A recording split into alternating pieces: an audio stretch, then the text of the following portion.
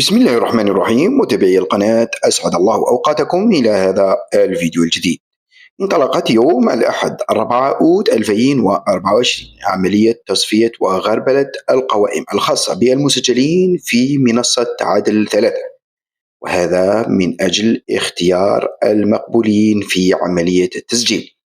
وانطلقت هذه العملية تزامنا مع تسجيل قرابة 1,400,000 مكتتب، وتأتي هذه العملية في إطار غربلة القوائم واختيار القائمة النهائية للمقبولين، حيث تكون العملية الأولى في حذف الأسماء المتكررة والتي تم تسجيل اسمه لمرتين أو 3. كذلك سيتم إقصاء الزوجين اللذين سجلا في نفس المنصة. وبعدها ستنطلق العملية الثانية، وهي تطبيق الشروط الخاصة بالقبول في عدد 3. أي ستبدأ العملية الأولى بالبحث عن رقم الضمان الاجتماعي، هل هو في حالة نشاط أم لا.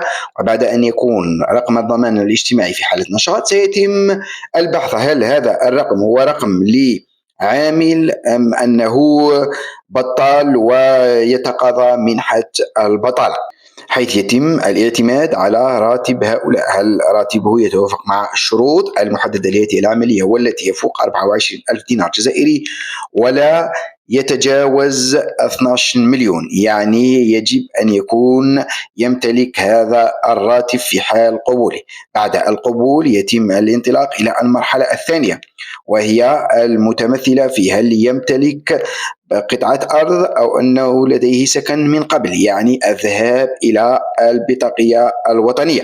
بعد الذهاب إلى البطاقية الوطنية وغربلة جميع الملفات، يتم الاعتماد على الترتيب النهائي، والذي لن يتم الاعتماد على الرقم التسلسلي وإنما على شروط سيتم وضعها ستعتمد عليها عدل 3. وبعد ترتيب الأشخاص واعتماد الترتيب النهائي سيتم فتح المنصة من جديد من أجل معرفة كل شخص ترتيبه النهائي. وهذا ما يعني أن العملية ستتواصل إلى غاية شهر سبتمبر أو أكتوبر كآخر أجل، لأن عدد المسجلين كبير وكبير جدا والعملية تتطلب وقت أطول. لهذا سيتم الإعلان عن النتائج النهائية في غضون شهرين من الآن.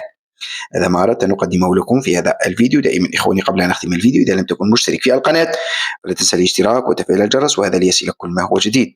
إلى اللقاء.